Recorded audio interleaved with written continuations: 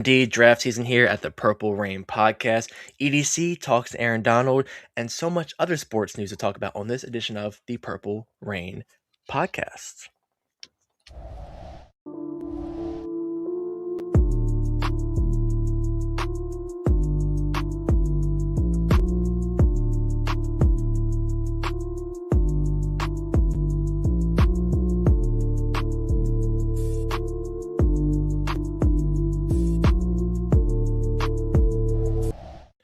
Yes. Welcome back to episode 382 of the Purple Rain podcast. Some great names on here. The Luke Wilson edition, Ben Watson, Torrey Smith, and Derek Alexander, and also Shannon Sharp edition of the Purple Rain podcast, episode 382. Thank you for spending your Monday evening with us. Like we said, there is some draft talk going on. It's about that time. It's Monday, February 23rd. Draft isn't for another 2 months, but we got the combine starting this week. So who else but Mr. Huddled Up Films to come on by? You know where to follow him at Twitter, Huddle Up Films, and on YouTube, Huddle It Up Films. You follow that guy all the way over there on Instagram and on Twitter at Sutton Death. Me, Instagram, simply as10.prod, X simply as10. And yeah, if you are here, let us know in the chat. And if you do like what you're watching, like the video. And if you want to also talk in the chat, hit the subscribe button. Subscribers only. If you want to let us know how you feel and sound off. But fellas, it was definitely a very jam-packed weekend, I feel like, just in the sports world. But how are we doing? How are we feeling this Monday evening? Yeah, we'll let Jason take this one first, man. Happy to have him back on. Let's go ahead and just clap it up real quick for Jason, y'all. Just for coming back on the show. Friend of the show, frequent friend. Jason, how you been, my man, and what you been up to? Doing really well. Buried in my work. Simply was trying to say, hey, take a break, don't stress. But I love it. I love it. So just trying to climb down the board, getting ready for the combine, because I like to see what I'm looking for at the combine. It's so much more than 40 times, and you can read that stuff off a piece of paper. I want to see how they move. I want to see how they interact. I want to see how they do in the drills. I want to see how their hands look. Just the little things to separate these guys. Yeah. I mean, and again, this is why we love this time of the year, because you're like literally our go-to guy when it comes to the draft. If you've been watching PRP for some years now, you know that me and Alex are not the biggest draft junkies, right? And that's okay. I think the really cool thing about the Ravens content creator space is that you have different creators who specialize in different things, so I'll always defer to guys like Jason, guys like Coach from Sip Tally Films, Coach DC from All 22, all of these guys who review draft footage and spend so much time. Like you said, he's married to his work, and you can definitely see that in the results and the content that he's putting out. All of these guys. So again, shout out to Jason and shout out to everybody in the Ravens content community who's really, really locked in on the draft. But we're here to talk about it today. And like Alex mentioned at the beginning of the show, outside of Ravens football, there's been a lot of stuff going on in the sports world. I remember on Thursday, I came in here and I told you guys that I was going to be at UFC Houston, which I was this past weekend, and that was an absolute blast. Let me say that. The Toyota Center was rocking. I was there from the very first fight on the card. But even when I got there was still a decent amount of people in the arena. But of course, by the time the Strickland fight and Strickland and Hernandez fight came on, the main event, it was packed and it was electric in there. And I called my shot. I said Sean Strickland was going to win. A lot of people don't like Sean Strickland for many, many reasons, and I get that. But if I had to call a spade, I was going to say that Sean Strickland would get the W, and he did. It was a great time, though. Also met Kevin Holland this weekend. Kevin Holland, and that was really cool. He was doing an appearance at a liquor store, promoting some Jose Cuervo, and that was really cool to meet up with him and talk to him. Super down to earth guy. Just like how you would imagine him to be, just super chill. Super nice. The dude's dope. He's dope, and I got a couple things signed, so that was really cool as well. And but yeah, that was my weekend, right? Alex, I'm gonna toss it to you. I know you said you were watching a little USA Hockey. USA Hockey they've been going crazy, right? So first off, my weekend started, I was telling Jason, Saturday I had the pleasure to go to a Terrell Suggs meet and greet. I met Terrell Suggs, my favorite Raven of all time. Kind of like what you see on TV, freaking just authentic, down to earth, super nice guy. But yeah, Sunday, my day started off waking up early yesterday with watching the USA Hockey against Canada. Now, mind you, I see why people hate us, because we'll take your sport and we'll become better at you in it. That's what I love about it. Because Canada have all these guys. I know Chris Crosby wasn't playing. They have Marchand. They have Connor McDavid. This guy, that guy. It doesn't matter. It doesn't matter.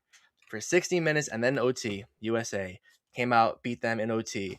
Jack Hughes, with broken teeth and all, that game freaking sealing goal. Thank you very much. And USA got the gold medal in hockey. What a great game and what a great story. I hope it really breaks through for the NHL because hockey is a fantastic game to watch. If you're into like the X's and O's and just like watching like play develop, hockey is insane to watch.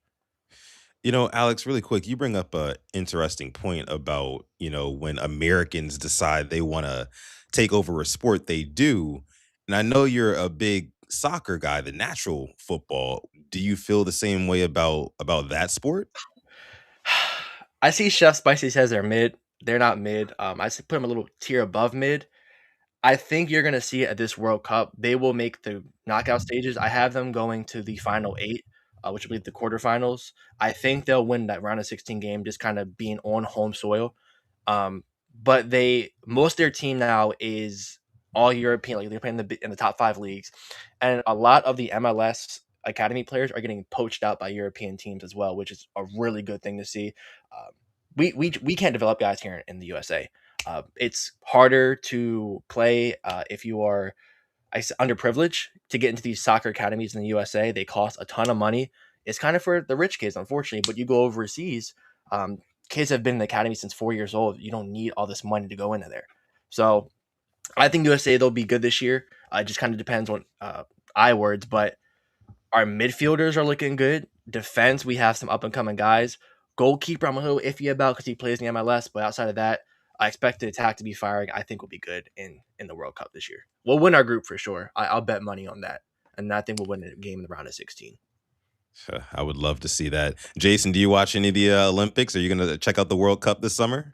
I'd like to become an expert in curling every 4 years. I don't know why, but that sport fascinates me.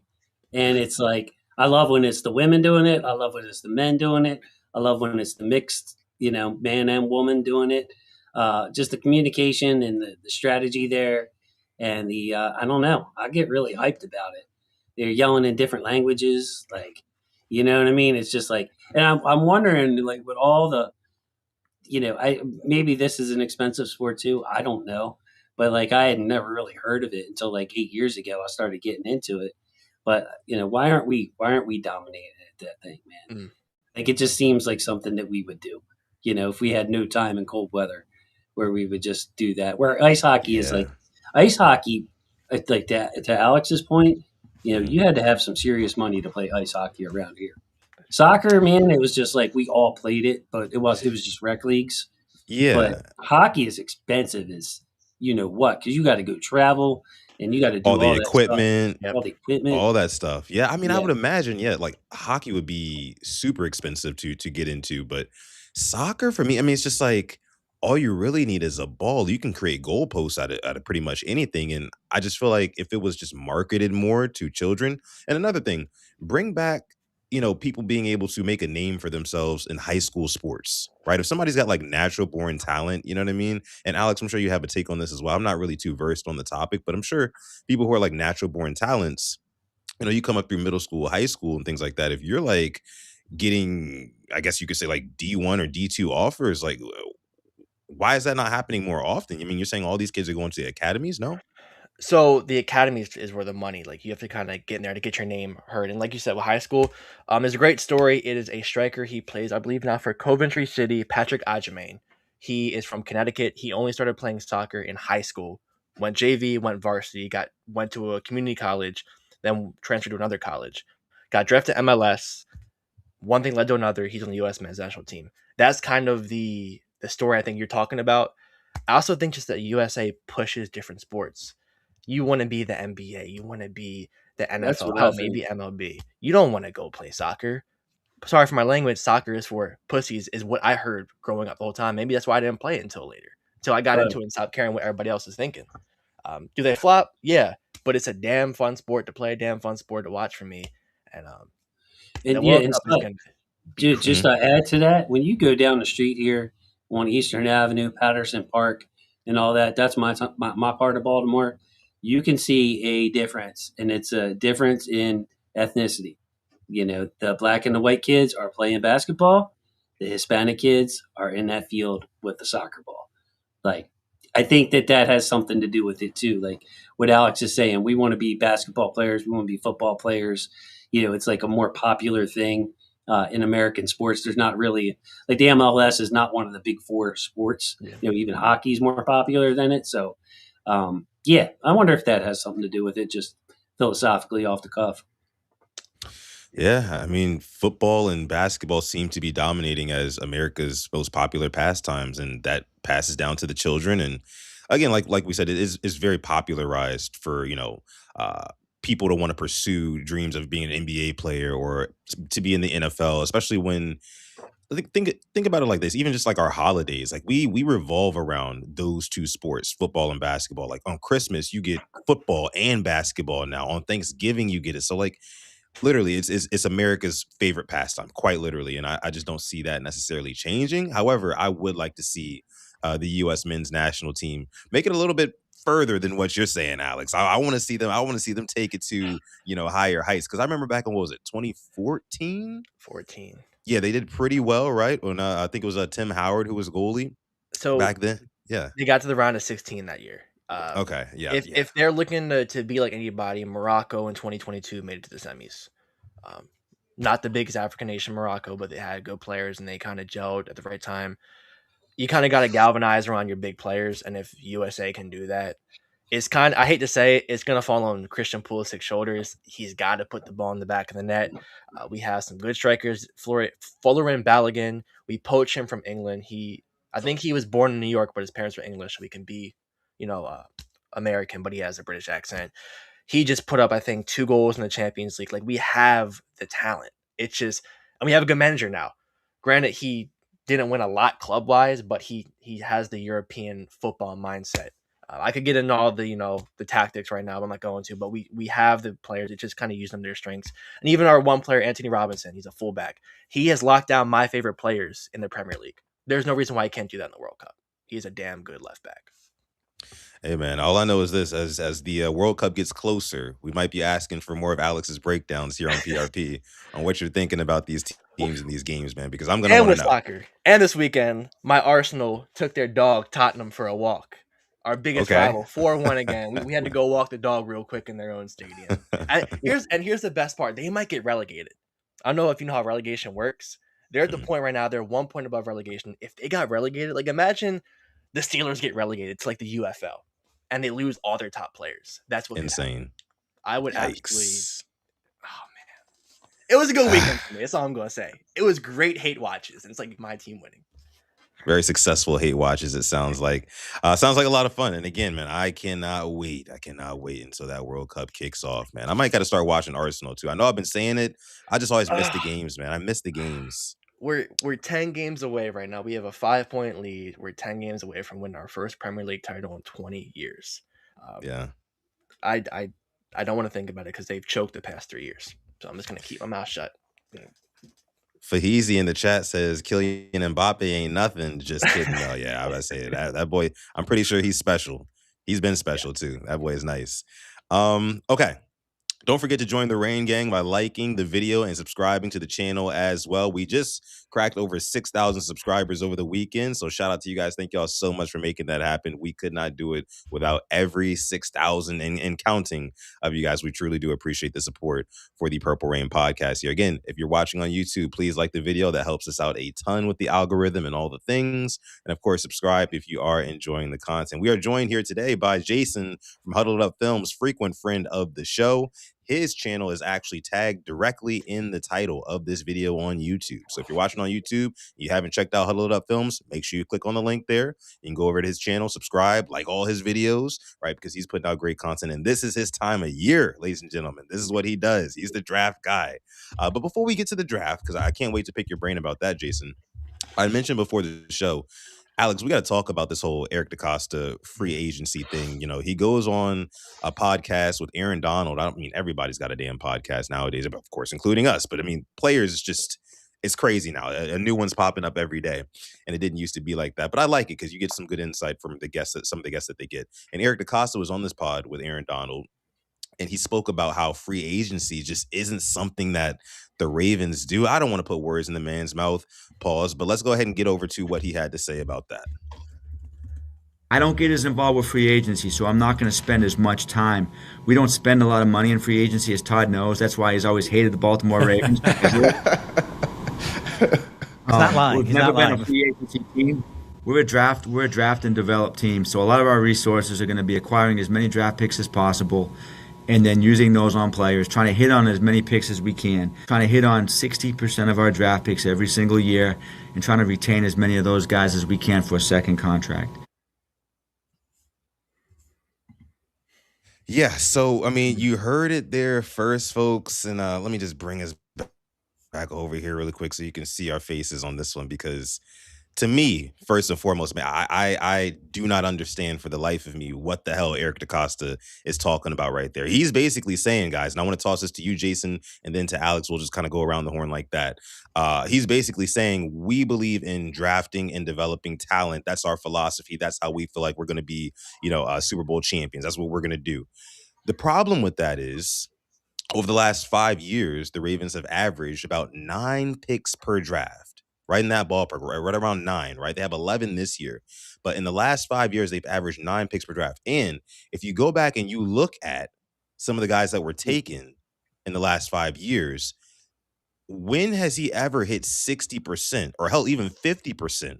Or more? And when I say hits, I mean like actual impactful players who have either made it to a second contract or are still on the team and are trending upwards, right? Because you can talk about some recent draft picks who we have who, obviously aren't up for second contracts yet, but they are showing to be impactful, right? So my question is, if you're only hitting at around maybe a 25 to 35% clip, then maybe the philosophy needs to change just a little bit, especially considering you have not won a Super Bowl or even graced a Super Bowl yet, Mr. DaCosta, with you being the GM. Maybe you should start opening up that wallet a little bit more during free agency and getting that proven talent, because you're basically just saying, hey, look, I'm going to take the odds every year in the draft. Why are we gambling so much? You know what I mean? Jason, what do you have to say to that? I don't know. I think that the first thing is that the hit rate, like that to me, is something that's subjective. Like if you're picking in the 6th round, you can't expect an impact player. Like to me, a 6th rounder impact is he contributes over 4 years and stays in the NFL after that. Like to hit on a 1st rounder, he better be one of the better players at his position. So it's like, how do you measure that? You know what I mean? Like did you hit on Adafiowe? Like, is that a hit? Like, he's just a good player. He's going to get paid. Did he do the job here? Like, there's a lot of subjectiveness into that hit rate. What I didn't like about what he said was, I believe the question was framed to him on, the time that you spend watching tape and that, this and that. And he's basically saying, at least he could be lying. He is famous for sending wrong signals or telling the truth in your face when you think he's BSing. But, I think that free agency has been a part of what we've done. You look at the Morgan Moses, the Kevin Zeitlers. We add the Marcus Williams. We add people every year. It's just like we're not active on that first day of free agency side, which is something I would like to see us do more of. Go out and sign the best player for market price if you have a need in that area. The last thing I want to say, guys, is I think where we've been lacking is the developing more than anything. Because it wasn't too long ago where it seemed like year after year, we had so many free agents, and we had to say, all right, guys, this will be a show on PRP.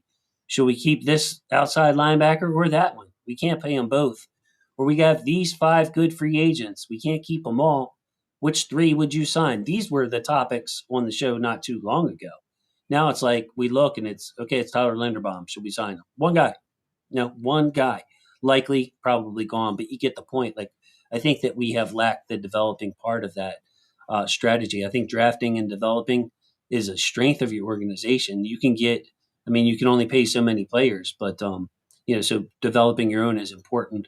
But yeah, the answer to me, I've heard that he said that we're a draft and develop team for years. So did Ozzy. So it really didn't bother me, but I'm hoping that he's downplaying it a little bit, guys, to be honest with you. And it's just, hey, don't expect us to do anything day one on free agency. Instead of saying, yeah, hey, this might be a year we got 10 million more cap space than usual. We could be, I'm looking at these top free agents because we might sign one this year. I don't think it serves them any good purpose to say that. I like what you said. Like, I hope it is smoke and mirrors. I know, was it last week something we kind of looked at the Ravens free agent class before the 2023 year, and it was really poor. It was Nelson Aguilar and then Odell to Yeah, kind of Rock Yassin. yeah, Right. and like that we couldn't make these signings because of the contract. Try to extend Lamar before, because if you can extend him and clear up cap, you can make a move day one. Day one, you can make a move 4 o'clock or whenever the tampering period starts. You can go after these guys.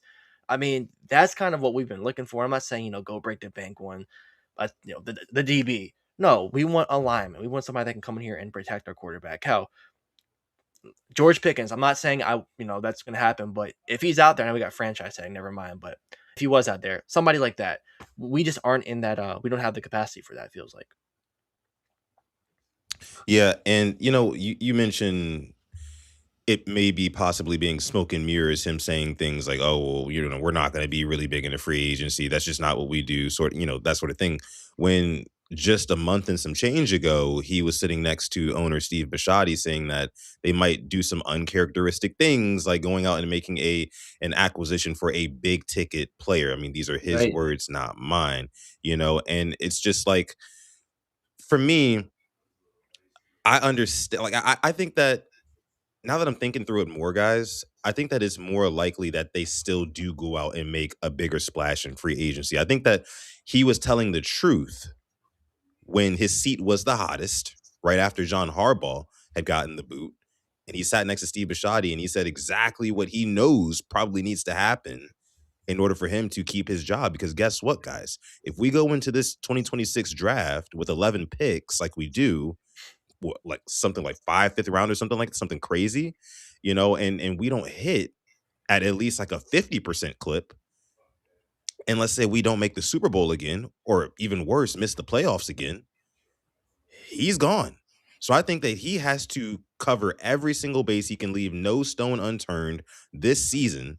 He can't leave a stone unturned in free agency. He cannot leave a stone unturned in the draft, right? And he's got to get this Lamar Jackson deal done. Steve Bisciotti already put him on the clock for that. So I feel like it was, again, as I'm talking through it with you guys, I feel like it was a little bit more smoke and mirrors. I think that you're the most honest when your seat is the hottest, right? When you have the most pressure on you, right?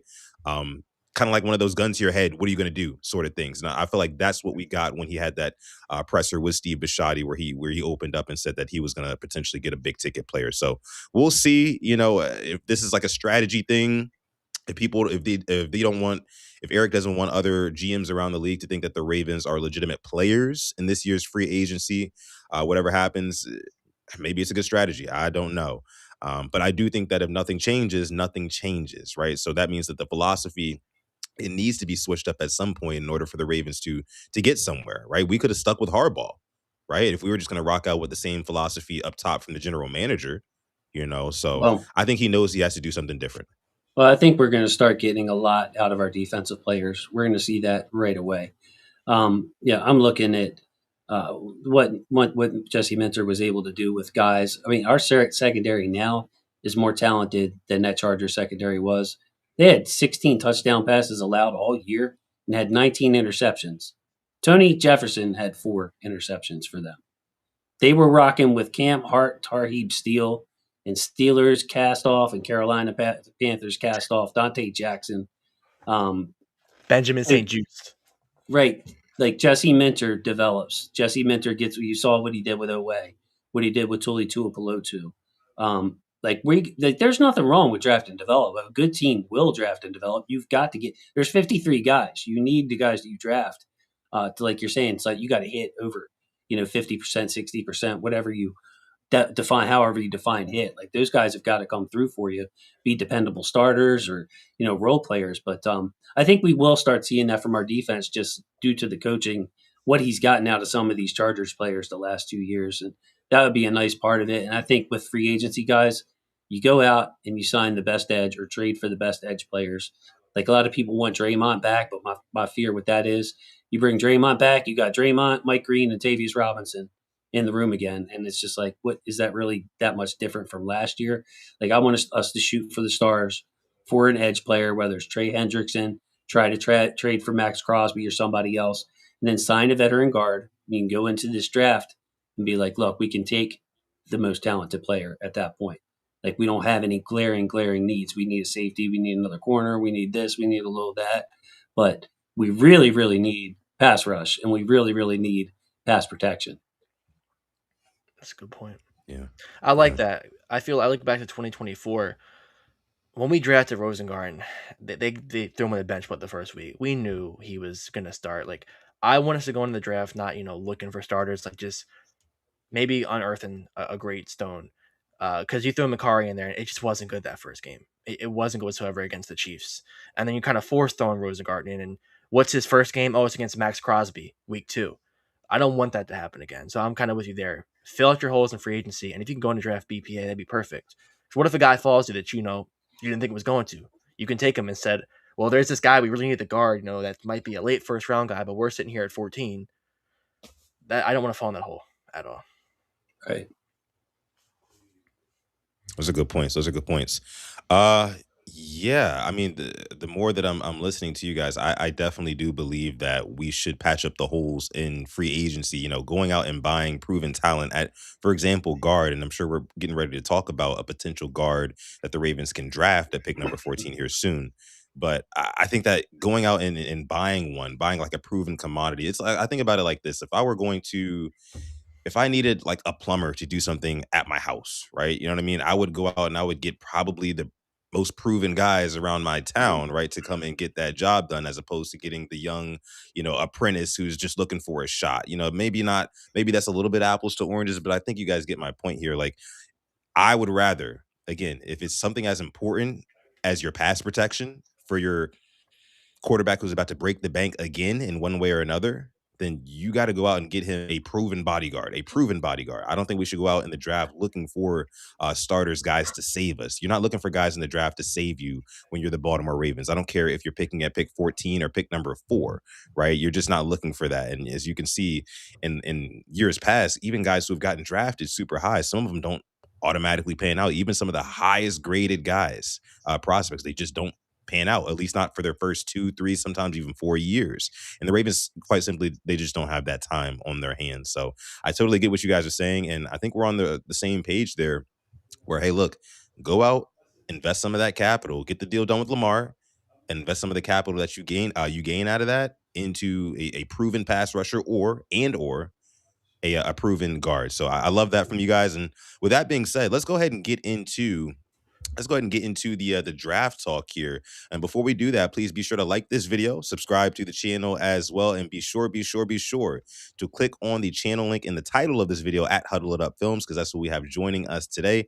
Frequent friend of the show. We thank him so much again for coming on. He's going to give us some really good notes and things that we need to look out for in this upcoming draft. With that being said, we'll switch back over to our media layout here so I can pull up some guys on screen who he wants to talk about. But Jason, I'll give you the floor here. I mean, what is your overall philosophy for this draft? And then who are some guys that we should maybe be taking a look at? Well, I mean, getting back to what I was just talking about, I think it's really important to plug the holes, the major holes, because at 14, this is not you're in a situation where the best player might not be a guard or a pass rusher.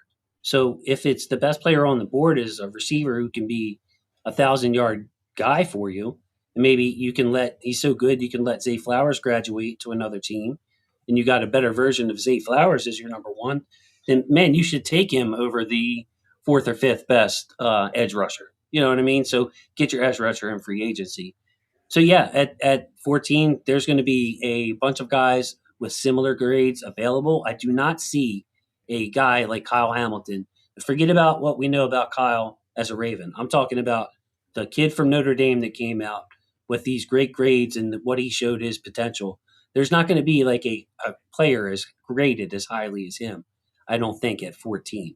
So you're considering a bunch of different guys at that spot. So. Yeah. And, a lot of people, I mean, there's been legit like controversy, like a legit like discourse between Ravens fans online. I see it all the time, whether on Twitter or the Reddit streets. Like I told you, I'm on Reddit pretty frequently nowadays. Not ashamed to say it. It's my shit. I love it. Okay. But on those type of platforms, they're talking about, okay, do the Ravens go out and get interior O-line early, which is not the sexy pick, right? But it's like it's the vegetables you need to eat, right? That's right. It's the healthy choice. So I think that it's either between guard that people are looking at, or some people are even saying wide receiver. The Ravens need more talent at wide receiver. We don't know what's going to happen with Rashad Bateman. Will he be, a cap casualty? Well, not a cap casualty, but will the Ravens trade him? Do they want to offload his contract? And Zay Flowers, he's going to need somebody to complement him. So I've been hearing a lot of people talk about wide receiver, but then you're stuck in that old Jamar Chase, Joe Burrow meme, right? Where it's like, it's either you draft Jamar Chase or you draft Penei Sewell. I think they're in the same draft class. If you don't draft Penei Sewell, Burrow's not going to have time to throw to Chase, right? So it's like, where do your priorities kind of lie on that one? Alex, let's toss it to you really quick before Jason takes over with some guys that we can talk about. What are your thoughts going into this draft season? Like, who do you think the Ravens should go with? Like, what position do you think that they should start with? I mean, I've definitely thought about O-line. It's hard not to when you look at the guard play from last year. And I've also looked at maybe edge rusher, and I've seen D-tackle come up. But I really haven't softened up to the receiver. And not Sutton, Jason brought it up. If you let Zay graduate, and listen, I don't want that to happen. But I feel like as fans, it's time to be realistic. What do we think he's going to ask for? He's a 2-time Pro Bowler. Are we willing to maybe dish out 4 years, 130 for him? I'm not too sure. They might have to sit here and say, you know what? Say we love what you've done here, but we can't pay you, and we're going to trade you to a different team. You're under a team contract for 1 more year, plus the fifth year option. That could happen, and then you're kind of forced into drafting a receiver first round. So at the same time, though, if you want to keep Zay and drafting the receiver, I'm not mad at that. It's just kind of, what do we need? I just hope we kind of follow what we talked about and we address our needs in free agency. And we can go in here and say, well, man, like there's this guy and this guy that we could help. But this guy right here, I didn't think he'd fall in our lap. Let's take him. Right. So, and they thought that way in 2022 with Kyle Hamilton. I mean, for Pete's sake, we had Chuck Clark, who wasn't declining at that point, and we just signed Marcus Williams to an $80 million, $70 million contract. And Kyle Hamilton falls in our hands, and we take him. Now, obviously, that year didn't go the way we thought. Lamar got hurt. Things happen. James Prochet was throwing passes. Greg Grimm was OC.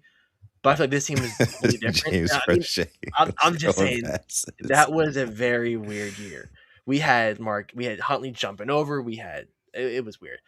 But this year, I feel like the team is more equipped to, if we address those minor things, like 2 or 3 guys, come pick 14, we can take who we want to. So that's where I'm at it now. But if I had to pick the trenches, maybe defensively, because I feel like offensively you're going to have to address that in free agency. Like so that. What you got? What you got? I heard you got some caught up, some film. I'm interested to see. Well, no, yeah. Yeah, for sure. And shout out to Ashley in the chat. One of our members here says, hey, lovely people. Hey, Sutton, Jason, and Alex. Shout out to you, Ashley. Shout out to all of our members and everybody watching live right now on this episode 382 of Purple Rain Podcast. We have about 193 people watching across platforms. Shout out to y'all. Make sure you like the video. Subscribe to the channel as well if you're watching on YouTube. But no, Jason, to your point, yeah, I've got a couple of guys here. I mean, we were kind of texting back and forth earlier, and I was asking, who do you like, Jason? Like, who do you think is like realistic guys that the Ravens can pick, at 14 and beyond? And you gave me some pretty good options. Some of the guys I already were familiar with, and then some of the guys I actually was not familiar with. So I think we should go ahead and start with, while we're on the topic of interior O-line, let's start with one that you sent me on, how do I pronounce it? Vega Ioane?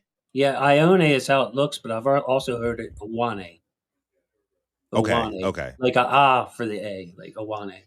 And this guy right here, I don't know if you have Pass Pro. Yeah, you do. You see how tight his hands are. How this is the best part of his game is how strong, and look at the form right there. You can't run through him. We got used with Faalele and Voorhees, the old hug block. Look at how tight his elbows are. Yeah. And he is naturally strong. He started playing football late, like a lot of guys that come from the Pacific Island area, but he is just naturally strong. He is a big guy. I think he could probably play right or left guard if you want him. Emery can play right or left guard as well. So this guy, if the beauty of him is his pass protection, and he's also, guys, you don't know if you'll see it in any of these reps, but he is a nasty player too. Like he will finish you, jump on the ground on you for no reason, pancake you. But again, look how easy he's making it. That guy he's blocking right there is probably going to go in the first round, 98 McDonald, if not second round. But yeah, Vega Ioane, you want to protect your quarterback. He is your guy. Also a power blocker, guys. So if you want to talk about a power run scheme, knocking people around, he does that equally as well. The knock on him, and this is where the discussion becomes. Number one, do you take a guard at 14? We see what we're dealing with Linderbaum here and what the tag costs for Linderbaum and what the, because it's grouped in with the tackles. So number one, do you want to take a guard at 14? How important is that to you? But look at this, man. Like he is manhandling people the right way. It's all inside hands. Have you seen a rep where he's not winning the hand battle? And he's got upside. Yeah. Like he's still learning the game. I think he started playing in high school. Anyway, great power run blocker. Okay. They also line this big man up on the wing and in the slot, fellas. So you can see him squaring up safeties and corners in the run game. They have this odd formation where they have the offensive lineman off one way. They will line this big dude up in the slot and have him hunt safeties and linebackers. So when you're talking about climbing to level 2 and that kind of stuff, he does that really well too. The only thing that you question with him, and this is where I've had discussions with James Ogden, I even talked with Cole a little about it on Twitter. It was only a couple of tweets, but reach blocks. I don't know if you guys know what that is, but say the guy's lined up over the center. So he's lined up to Vega's right, kind of like that. But Vega has to seal him off from going to the right, like where he already has a start. He's got to reach that guy and seal him off from where he already has a head start. That's something that he's average at. Maybe some people would say he's below average at. And with the hiring of Dwayne Ledford and the hiring of Declan Doyle, this team is primed to do a lot of outside zone running. So you need your guards to be able to reach block. Having a Ronnie Stanley is a good thing. Having a Roger Rosengard is a good thing. Linderbaum's back. That's a great thing. All those guys can perform those reach blocks. That's his one weakness. So it's more of a higher technical discussion on whether you think that he can be good enough to run your main run play over and over again. This is a serious dude, man. Like he doesn't just win his pass rush reps. He stonewalls you. Look at that room you could have to step up. So I love him. Like if he's our pick at 14, I'm happy with it. I'm just just watching the highlights again. I wish he had some run blocking and things like that to show, but I probably will have some cut-ups on my channel, but you can see how easy he makes it look. You see that side-to-side movement right there. Again, run game, guys, he can climb up and get you a linebacker. So I think when you see the discussion on him, guys, what my worry is that some people will hear the profile. Hey, here's a big, strong guy who's in best fit for a power run scheme. Who are they going to think about at guard? They're going to be scarred from what we went through with. They didn't say it's Steve-O, just saying lack of athleticism. That's, to me, I see a very athletic guy. He's a guy that struggles with reach blocks. So I think that fans are going to be scarred by what we went through with Faalele and say, I don't want an oversized guard. But he does not move Faalele, as you can tell here. This is a different kind of cat. I mean, look at that lateral movement. Definitely not. It seems like I think one of the big problems I had with Daniel Faalele was like it felt like he couldn't get out of his stance quick enough sometimes. Like he had a problem like getting all of that weight, 370 pounds, however much he weighed, all of that up so consistently and quickly. And sometimes you could see you'd have a linebacker just come up and literally just slap him into the dirt because he can't get up fast enough, But this guy does seem to be a lot quicker out of his stance, And it was funny because I saw a video of him earlier today. He was doing a podcast with somebody, and even the way that he talks about the game as well. Very, very smart guy, very sharp dude. And that's another thing that I loved about him. And I think that's something that Eric DaCosta and Mentor and all those guys will love about him as well. So I think that he is a very, very viable candidate for that 14th pick. Is it the sexiest pick? No, but at the same time, I mean, some people will say, oh, the Ravens should go out, get a wide receiver or get something, a sexy pick like that, right? But we don't want to be the guys who are going to the bar when our bills aren't paid yet. You know what I mean? Like you got to make the priorities priority, you got to prioritize stuff better than that. So I totally agree. That might be a good option. Vega Ioane, and Alex is Yeah. still laughing at you. But hey, No. for those that question his athleticism, try to see if you can find some of the reps where he's lined up in the slot and climbing and blocking safeties and DBs. You can't do that if you're not athletic. Like that's rare. His is getting side to side. Like, can you pause that last rep or maybe rewind it? So I don't know if you have the ability to do Yeah. Let me see if I can get the one for you. that. Rare last rep. I think the guy in the nose was lined up at zero tech. And this will prove the point. Let me go back real quick. Was it? It might have been the next one. Or no? Yeah, I think it's the one after. You said the this. guy was lined up at zero tech, yeah. Yeah. But I just want to execute like okay, right there. So if you're reach blocking, it actually isn't the right one. It is a one tech. But you got to be able to reach and block somebody to where your center is laterally off the snap, and you get your arm up and you seal right there. Stop right there. Right here, If we're running to the right, like pretend this is a running back behind him, ace, single backfield. And 71 has got to get to that nose tackle right there and seal him off from the right side of the offense. That's what people question he can do. It's a reach block. It's not him climbing up and getting the linebackers. It's the reach blocking. So it's very specific skill. But Dwayne Ledford, guys, remember, we hired him before we hired our offensive coordinator. And Atlanta was a heavy outside zone run team. So that's where your evaluation should lie. Can he do that? And do you want to take a guard at 14? Yeah. Alex, quick. Your thoughts? Go ahead. Can you have a Patreon to just talk and analyze like this? Because I could listen to it for days. I just learned so much in that 5 minutes. I don't know about you, son. I just learned. So if I would listen to that Same. Every single day about all these prospects. I just going also back to your comments, Hutton. Yeah, it's like going to the bar, not having money, and you're talking to a girl, and things are going well. You buy her a drink, and the card declines. That's basically, you have your quarterback, you have him, and he goes down hurt because you can't protect him. Kind of the same thing. You're embarrassed, egg on the face. Thing just kind of blew up. Season over, and hell, your night's over now. But I'm not an O-line guy. I just like what I'm hearing from Jason. I'm gonna take it that I trust him. I trust him with all this.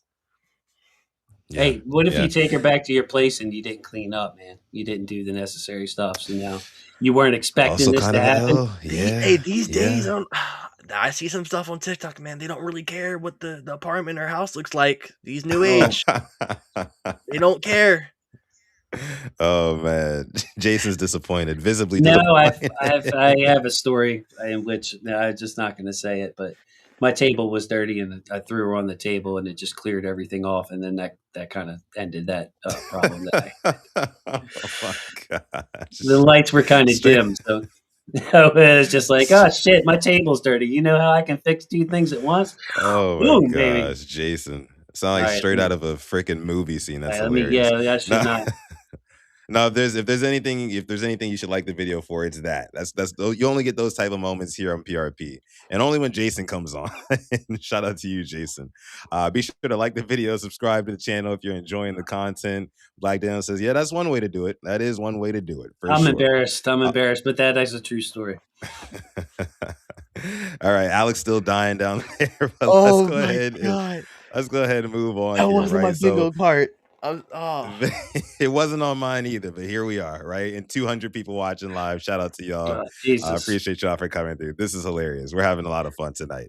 Again, like the video, but that was Vega Ioane. I think that he's a very good candidate to pick at 14, especially again, if you want the more salubrious option, you go with the guard, right? And just forget about it. I said before, I know we're not trying to hunt for starters, but if this guy can be the guard of the future, right? I mean, we saw what happened when Lamar Jackson had even decent guard play, more than serviceable guard play underneath with Kevin Zeitler, and I can't remember who's on the left side for those couple of years. Who was Simpson?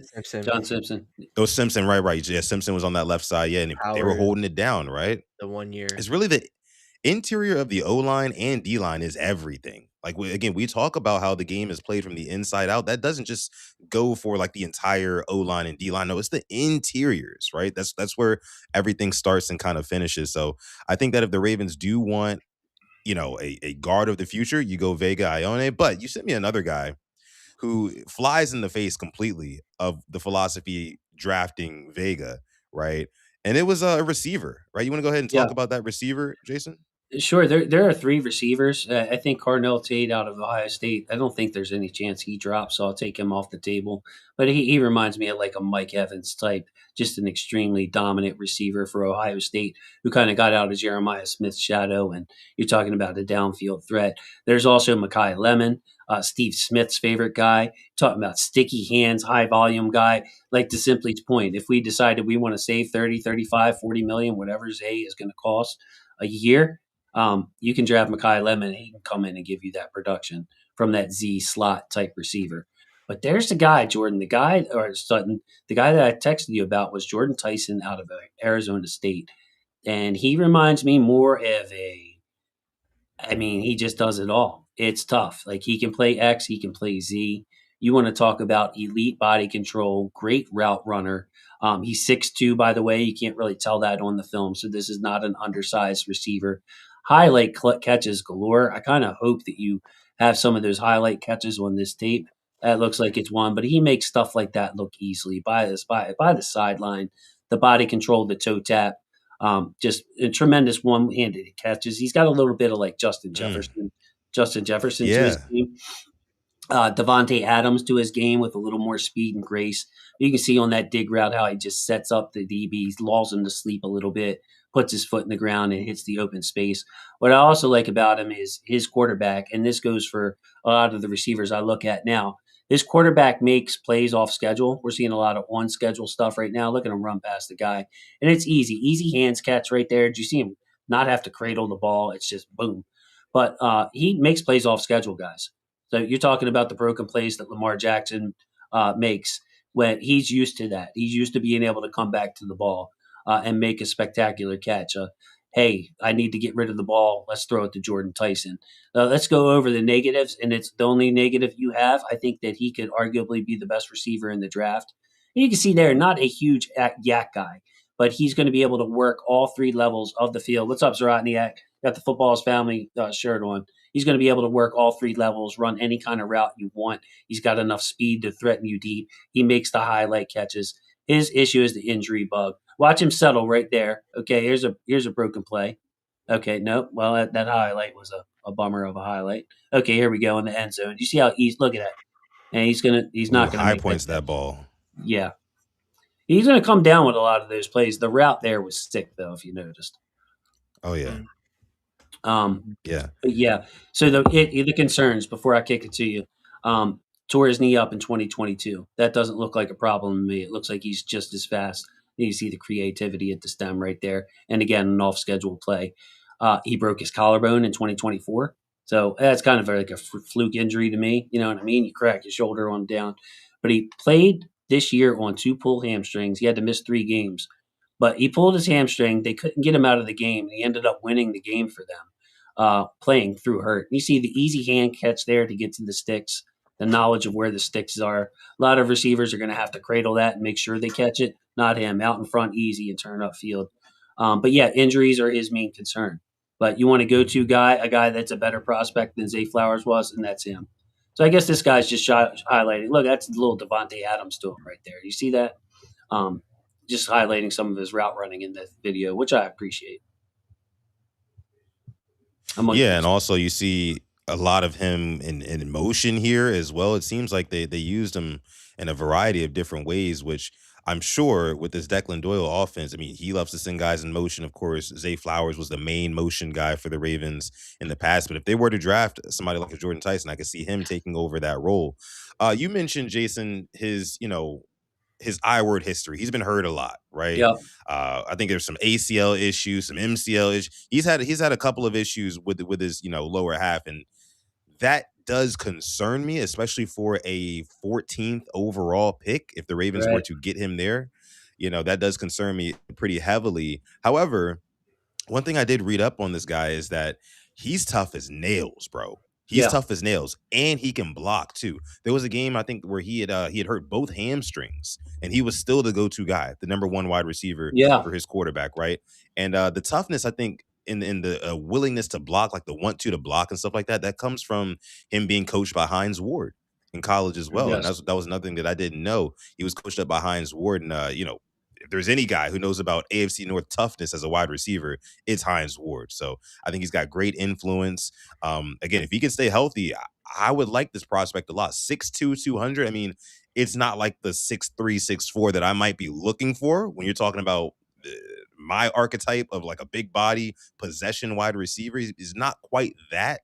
A little bit closer to Bateman than anything, but he could definitely be a Bateman replacement, especially if they decided to go ahead and trade Rashad Bateman. So I like the prospect, but if I had to pick between Vega, who we just talked about, the interior O lineman, the left guard, or this guy, I'm still probably going to stick with Vega again, because we got to go with the veggies before the dessert. It happens in that succession.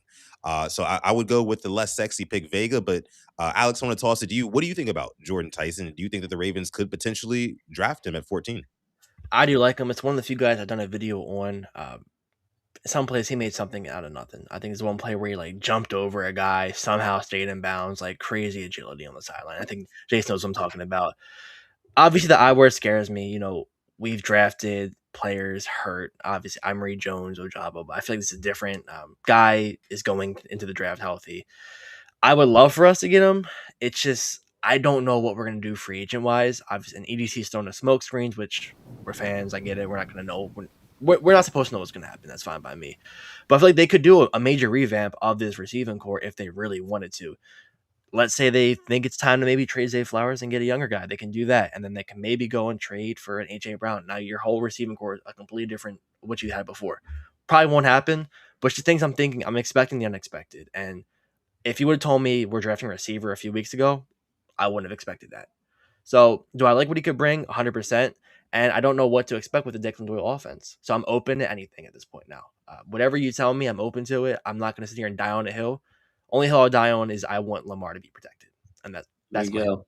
For And that's sure. one of the sure. reasons I don't set my big board usually until after the first couple of days of free agency, because if we go out, we sign Linderbaum and we sign like Wyatt Teller from the Browns, and all of a sudden this guy is going to be higher than Vega on my board. If we have a hole at guard, Yeah. like Vega, I'm going with the veggies, the veggies comp right there. So, and it's just like, bro, you got yourself a 10-year guard right there. Just draft him. Yeah. You can't worry about Jordyn Tyson. So, free agency will really, when I start to really order these first 14 guys or 13 guys, because the quarterback's going to go, it's going to have to do with what we do in free agency. And I hope EDC is just bluffing. I want to go out. I want to get Max Crosby, and I want to get the best free agent guard available. And let's go into this draft and just draft the best ball player, no matter what position he plays. Real quick, we have and we somebody do ask- have a we got a super chat donation. We got a super chat donation. This one's coming from Olugun dropping the 5-piece in the chat, making it rain here. Appreciate you, brother. This one's for Jason. Says, Jason, are you saying if our O-line guy is not there at 14, we should go wide receiver and not D-line or outside linebacker? What do you think about that, Jason? Well, there's only so many spots. I don't think, for the record, Vega will not last to the second round. So you can get that out of your head, like he's that good of a guard prospect. But to Yummy's point here, like, I think that edge rusher is definitely a spot that we will have a guy available. It just depends how much we like him compared to the other guys. So there are like 3-4 edge rushers. Chances are one of them are going to be there at 14. It just depends how much you like these guys. So edge is a point, but do you really want a rookie leading your room in the edge room? Like, you know what I mean? So, I would say I want it to be like where we can pick the best player available. And I feel like this guy Tyson is somebody who could be there at 14, or he might not be there at 14.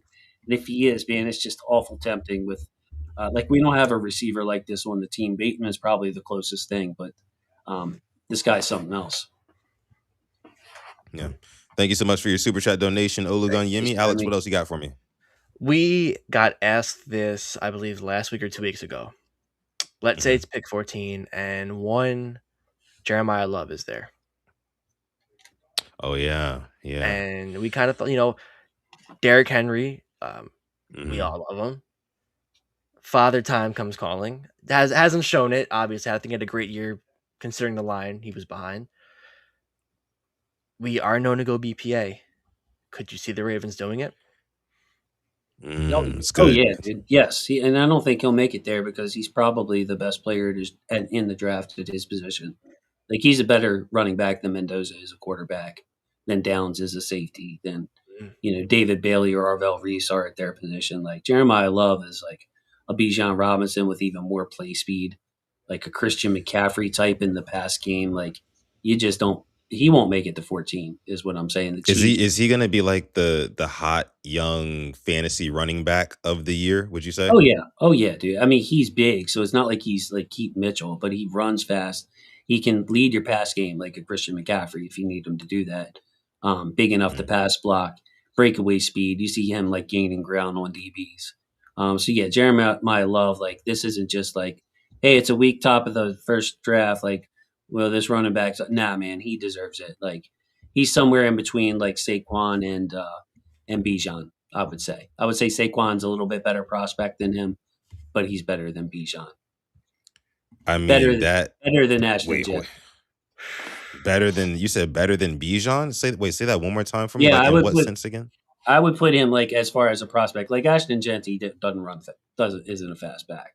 Like Jeremiah Love has got that like Jamal Lewis, Jonathan Taylor type breakaway speed for a big back. So you get that with him. Plus, you get a pass catcher like Bijan. So like if I had to order them, just coming out of college, not how they played in the NFL, I would say like if Bijan would be my RB1, Love would be my RB2, and Bijan would be my RB3. He's up there with those kind of guys, like a McCaffrey level. McCaffrey with size. So Yeah, what we're saying is we don't want him to fall to what 9, where the Chiefs are. Where the Chiefs are, right? Okay. You want the Browns, if anything, or like the Saints are in there. Hopefully the Saints. I mean, I saw Kamara could get cut, and the Browns with Judkins. I mean, I could see the Saints doing it. Definitely not the Chiefs, though. It's just please. Yeah, let's not have them get a fantastic running back already with that offense. Woo! I just want to bring it out, just bring it out there. I know it was asked to us, so hearing that now, yeah, you probably won't fall. That's interesting. Oh, we lost Sutton? Yeah. No, I'm still here. I'm just resetting my camera really fast. But let's go ahead and get into the next guy, right? So, Jason, you brought up another guy who wasn't necessarily on my radar. It might not be on a lot of people's radars, depending on how closely you follow draft content. But there was a guy by the name of, what was it, Justin Joly? I want to say it was. Yeah.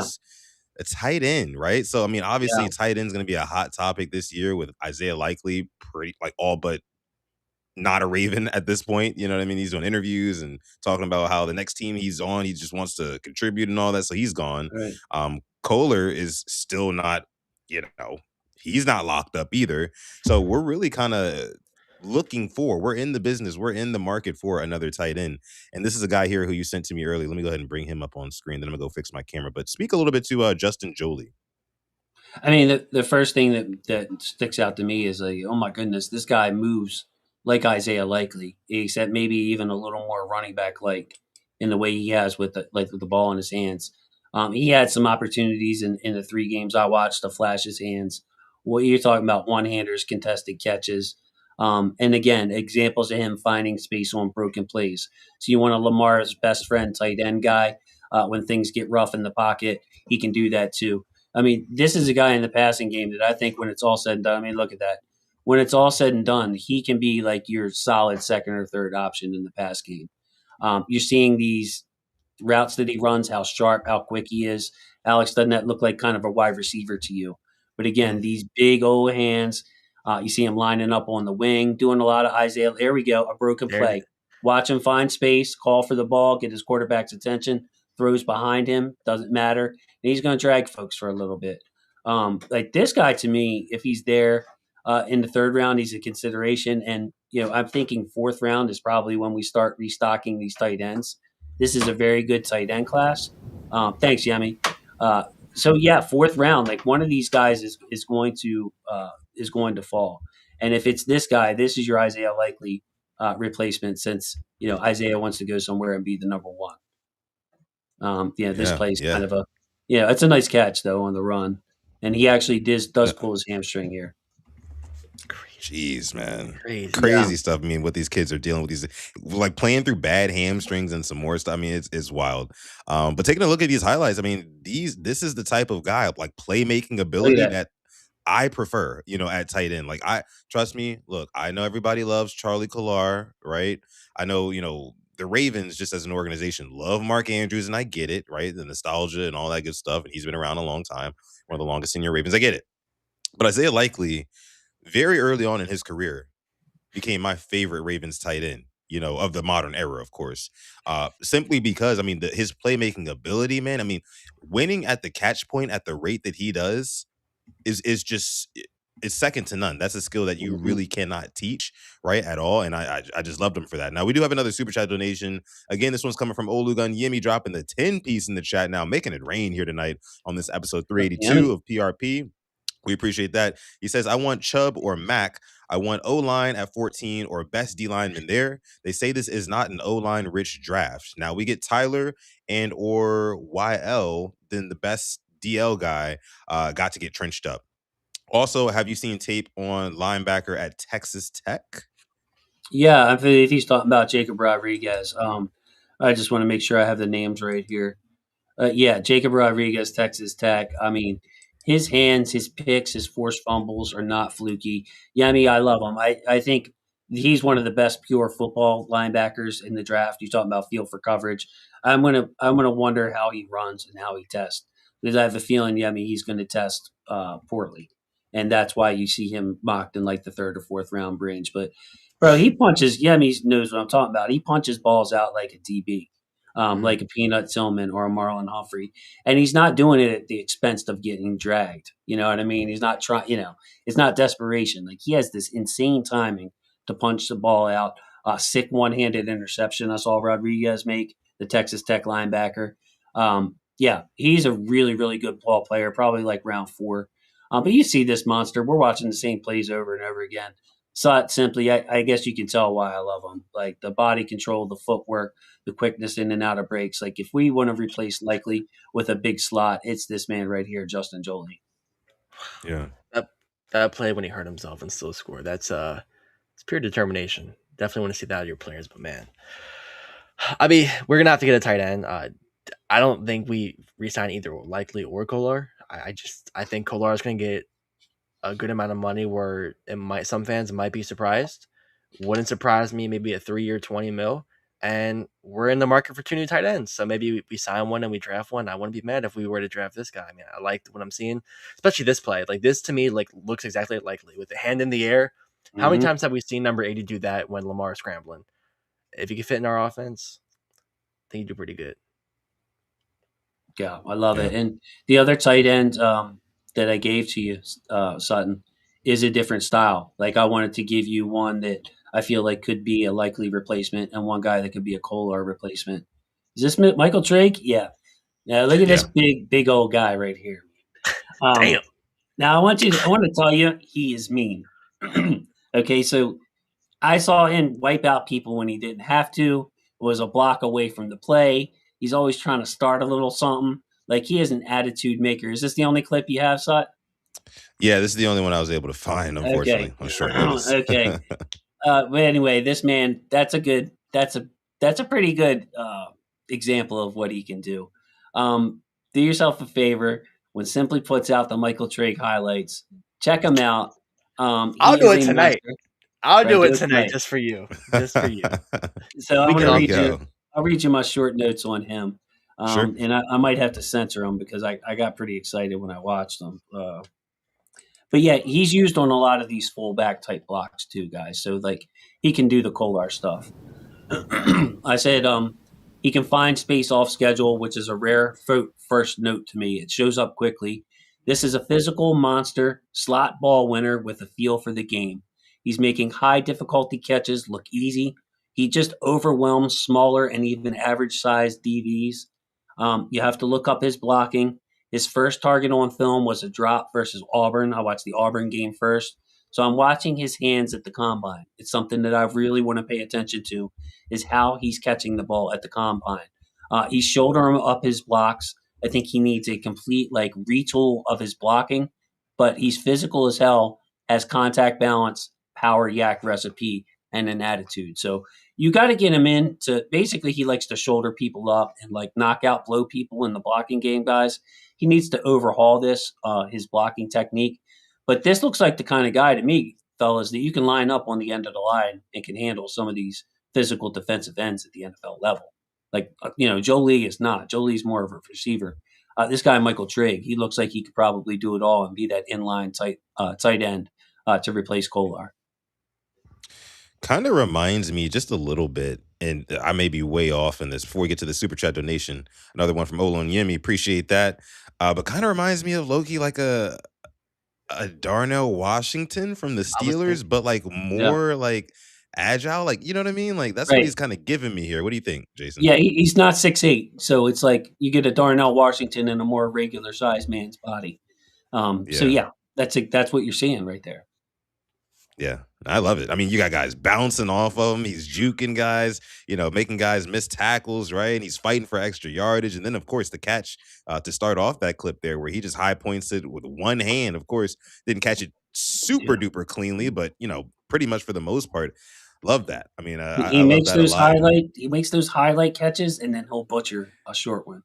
And that's what bothers me about him. But like you're talking about one-handers in the end zone, mossing people, and I don't have a better term for it, but he gets off on being bigger and more physical than you. Like he enjoys that. He enjoys. Well, that's something that we need to see. We need to bring that bullying type of culture back to Baltimore. I mean, we've got, of course, the 1-2 punch of Lamar Jackson and Derrick Henry, but if you have a big, how tall is he again? We'll see at the combine. I try not to look up measurements because I want to see if I'm right, but he looks like 6'3", 6'4" to me. Yeah, he looks like easily like 6'4" here. I mean, you get a guy who's 6'4", wide body like that and is not afraid. As a matter of fact, like you said, he gets off on the fact that he's bigger, stronger, and more dominant. Like that's the type of energy. Yeah, that's the type of energy that we need on offense, right? Especially on these plays where we're going to be blocking downfield, to open up stuff for Derrick Henry, Keaton Mitchell, all that good stuff on the outside as well. So, I mean, I love the prospect of getting a Michael Trigg on this team. And realistically, Jason, you say we can probably get him third round, right? Like definitely, like both of these guys, definitely third, maybe fourth. And, I don't know what's going on in the chat, but there are a bunch of tight ends who are good. It's a good tight end class. And that's when you guys know from experience, that's when you start to see these guys fly off the board. Third, fourth round. That's where you start seeing them. So like if you got 8 or 9 guys, one of them's going to make it to round 4. But like Trigg is just so intriguing to me. I can't wait to see him go through the gauntlet drill at the combine and work with a strange quarterback and see what he does because he makes the highlight catches. He makes the one-handers in the back of the end zone with dudes draped all over him. He doesn't care. Like he relishes in that. But I've just seen him drop some easy ones. And I've only watched 3 games of them, but you go 3 games, you don't want to have a drop within 3 games. I probably saw him drop like 2 or 3 balls in 3 games. So yeah, I'm worried about that. Joly, I don't know what his drop rate is either. Like I said, I like to try to analyze these guys first and then look at the numbers and then look at what the Daniel Jeremiah's and Lance Zierlein say, because I don't want to bias my opinion, but yeah. Who's this, Who's this tight end from Cincinnati that Olonyemi's talking about? Yeah, Mr. Trigg from Cincy. Or no, Trigg, he said, is a monster. The guy from Cincy is Joe Royer. Now, he's supposed to go in that, I believe he should be like a second, third round range, but he is an inline tight end at Cincinnati. So he's one of those guys you definitely can line up in the Kolar role or the Nick Boyle role, but he gives you something in the receiving game. I noted his head and shoulder deceptions at the top of the route in space. He runs blocks, releases well, sneaks into open space. You see hands catches from him, consistency. Yeah, I think his field speed is good for a tight end. He's pretty sudden into his breaks for a tight end, but he's not like a yak guy. It's basically a stiff arm in a straight line. But he's a guy that's your basic Royer from Cincinnati will be a good blocker, and he will also be able to sneak into space. Not like a great separator like Joly, but this is a heady, smart tight end, almost like more of a prime Mark Andrews with better hands type guy. Royer. Yeah. Better Got you. Better hands. Like to hear that. Yeah, that's what we love to hear. That's what we love to hear. Don't throw the ball when you get tackled for a fumble. Let's not do that. And I see Yeah. Fahisi in the stream saying Joly is physical at the line of scrimmage and blocks too. Yeah, he's a move blocker like you see from Likely. Like, you know what I mean? Sweep plays, move blocking. He's not going to handle DNs, but Joly, like Likely, will be able to block linebackers in space and catch up to DBs. So you like that about him. You do. Yeah. Like You got me fired up, guys. I'm in my element. I'm ready to listen to more. Hey, I know. Man. Right, exactly. I wish we had a couple more prospects to bring up, but those are the only ones we're going to do for tonight. But look, man, there's plenty of time between now and the draft, as we all know. So I'm sure as Jason starts building his board up, we'll be in talks a lot more, and we'll probably end up doing our draft stream, our annual draft stream Let's with do it. Jason like we did last year. Yeah, let's do it again. Why not? Let's run it back. We always have fun with it. It's always a super long stream, but picking at number 14 this year, hey, might not be so bad, right? That'll be in like what do you guys think realistically? Like hour 2, Well, hour 2.5? They shortened it this year from 10 minutes to 8 minutes. There we go. Interesting. Huge dub. Okay. Huge Might be dub. in business. I mean, hey, remember like 4 years ago it was 15 minutes. Remember that? Yes. Then they went to 10. Now they're at 8. I remember. I think me and Sutton did stream in 21 when we got Bateman and Oway. I think we were on stream for like 5 hours. Like you could just see, sucked out. Like we were just waiting, and we had 2 with the Orlando Brown trade. So I was like, all right, cool. We got Bateman. Now we got to wait and wait and wait. This one's nice. 8 minutes. Bro, I wasn't going on at 8 o'clock because I just could not stand that it would take to like 8:20 before the first pick. I'm like, shit, bro. We're not picking until 11:30. So I would start my streams at like 9:15, and just skip the whole first hour because of it, simply because we're not trading up, like trading away our whole draft to move up. So it was like a safe move. We're picking 26. Shoot, we'll just start going on at 9:30. But yeah, this year we'll be on at the start, man. Yeah, I mean, honestly, the draft is one of those things, like historically speaking, like if the draft is supposed to start at 8 o'clock and you tune in at 8 o'clock and you're ready with your NFL draft hat on, you're ready to rock and roll. No, you're still setting up with the crew, with the media crew, right? They're not doing shit at 8 o'clock, right? You're waiting until bare minimum 8:30. That's when they'll start picking guys off the board. So, but either way, regardless, we will be live during that night, of course, up until the Ravens pick and probably beyond that, because we're going to be talking about it and things like that. So if that sounds good to you and you do like this trio here of myself, Alex, and then Jason as well, I'm sure there'll probably be other people on the stream too. Make sure you subscribe to all of our channels and like our videos and things like that, because you're gonna want to tune in to our draft night stream. It's always a fun one. But again, Jason, I want to give you one last opportunity here to just kind of put a nice little bow on everything that you said here, like in terms of like draft philosophy. What are you really thinking in your heart of hearts the Ravens need to do, or is there anything that we might be missing that we should probably be thinking about this draft? What are your thoughts before we get out of here? What I'm thinking is, number one, stated it earlier, sign a veteran guard. Go out and get the best pass rusher you can. So that first pick number 14, can just be the best player. If it's Vega Ioane, so be it. If it's Jeremiah Love, for whatever reason, falls, you just pick him, and you still have a team you can field. That second pick, the way it's shaping up for me, guys, it looks like an edge rusher would be a pretty good spot for an edge rusher or a D tackle, somebody along that defensive front. And then remember, we got Teddy Buchanan with the I word. We got Trenton going into his contract year. We got Roquan, who's entering year-to-year territory. So, probably a mid-round linebacker. We're going to need to replace the tight end room. We only have 2 real safeties on the roster. Now, think about that. Kyle Hamilton is really, a nickel back and a dime backer. We have Malachi Starks and Keandre Jackson as our only 2 safeties on the roster. So that might be something we add in like the second wave of free agency. We're probably going to need a young safety again with Bo Braid and Kane not making it. So just things to think about as we enter the draft. Another corner, what happens with Marlowe? I think TJ Tampa is a guy that can thrive in Minter's system, being a good zone defender with the long arms and a smart player, where he wouldn't work with Zach, but he'll work better with Minter. So yeah, a lot of space to fill. EDC has got his work cut out for him with 20 plus free agents and the holes that we have on this team. Just had to mention Bo Braid, did you? That still stinks. Oh, that's a sore spot. It's a sore spot for Alex. And football's family. Football's family. Got the old merch. Got the old merch. Yeah, shout out to our guy Jason for coming through, and like you said, he's got the merch. You've got the merch going now. It was requested, dude. You know what? I got on the computer and I figured it out. And halfway through, yeah, Simply knows how big of a win that is for me. He's met me in real life. Halfway through, I was cursing out my channel members like, "You bleepers better buy this stuff because I'm spending like hours on the computer designing it." So yeah, I was MFing my favorite people. And they did, dude. They bought it, and like I feel so happy with it now, bro. It's like my new work uniform. So yeah, I'm loving it. Loving it. Yeah, man, that's beautiful, man. Congrats to you.